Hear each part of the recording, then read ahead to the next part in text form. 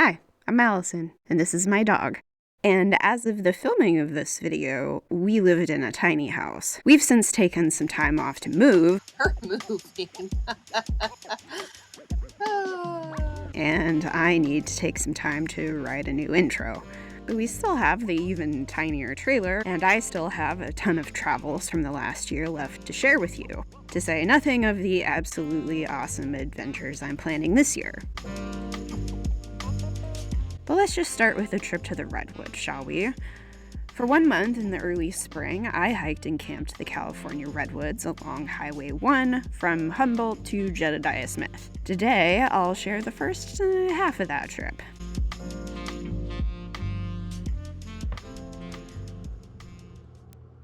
Well, that kind of sucks.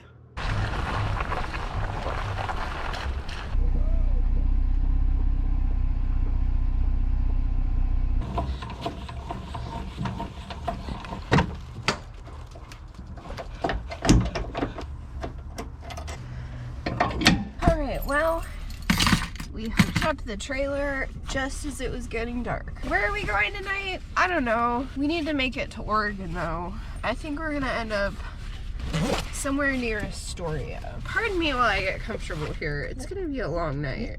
So, it's a Thursday night, and I have taken a long weekend off so we can get our butts down the coast to somewhere that is not covered in snow. So we're gonna put our cozy scarf on and settle in. Let's go though.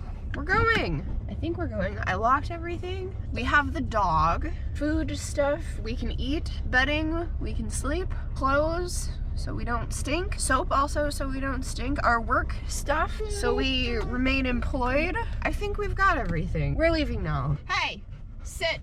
Got a wild animal back there.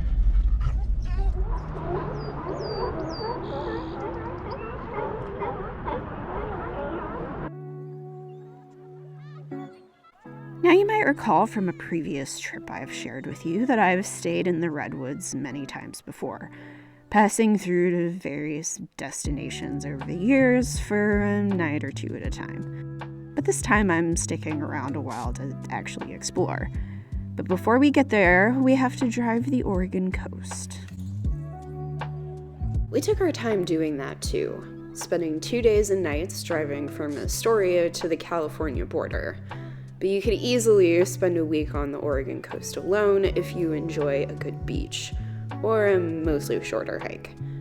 Bonus points for adding a weekend detour to Mount Hood while you're at it. Spring and summer are my favorite times to drive this stretch of beautiful, albeit also stomach-turning highway. Camping, however, I prefer to do in Oregon in the summer.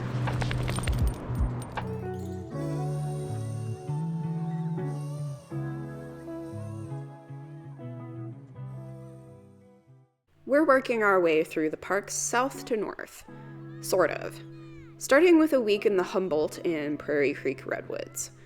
The Prairie Creek Redwoods have been a reliable campground for me a few times I've passed through overnight, but this week they're home base for all the other stuff we're gonna do. We spent a day hiking Patrick's Point State Park, which contains mostly short, flat trails between various cliffside overlooks. It's also the location of Wedding Rock, which, since the first park caretaker got married here, has been the choice of nuptial location for apparently hundreds of couples. It's also a popular spot for proposals, which is understandable given the scenery. But if it's a sandy beach, or just the single life you seek, Agate Beach State Park is just down the road. It was a little windy for the beach most of the week, though, so we did a few shorter side quests and elk spotting from the car.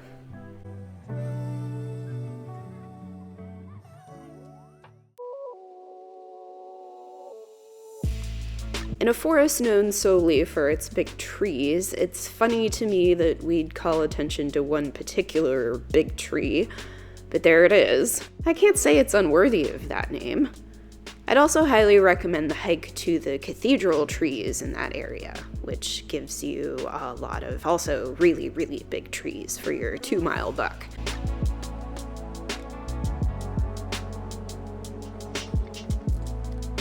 We took a whole day to hike to Fern Canyon from our campsite at the Prairie Creek campground.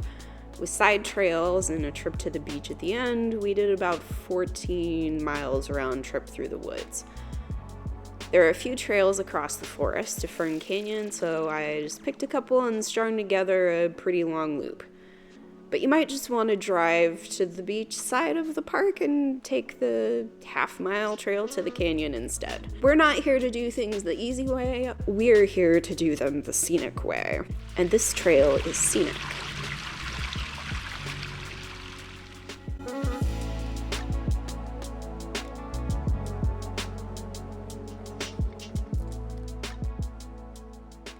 As for the redwood trees themselves, some of them are as old as the Roman Empire.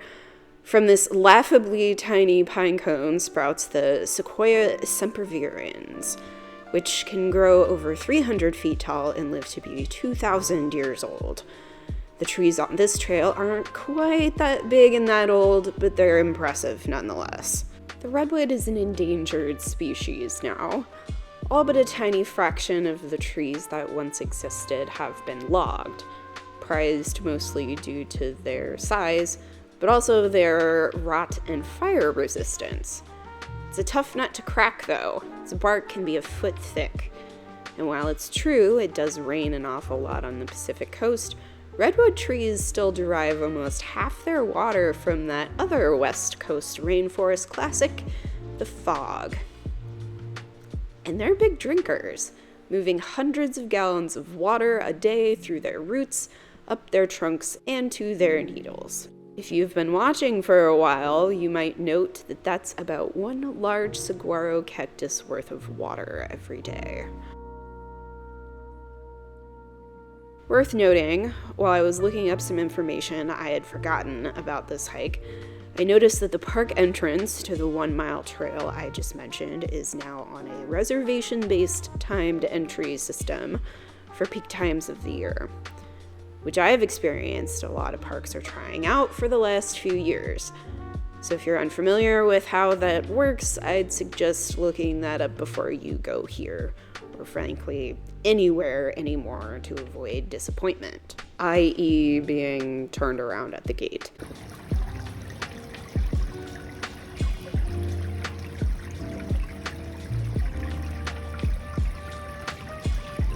Speaking of disappointment, however you get there, the Fern Canyon is its best and most ferny self in the late spring and summer. These ferns have not quite recovered from the battering they took over the winter, but this trail is still worth stretching your legs for most times of the year. I say most because in the winter months, the ferns turn brown and the canyon does its canyon thing and fills with water, so you won't be walking up it then.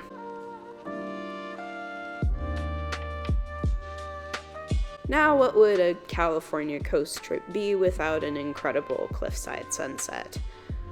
I'm not actually going to tell you where this one is, and it doesn't really matter because there isn't a bad place to watch the sunset on the California coastline. It's a big coastline, and there were already a lot of cars in a pretty ill-equipped parking lot down a bumpy road for this one. We don't need to add to that chaos. Next time, I'll show you a few more stops along this Redwoods journey, and I do promise there will be a next time. Sometimes it's a long time, but there will be a next time.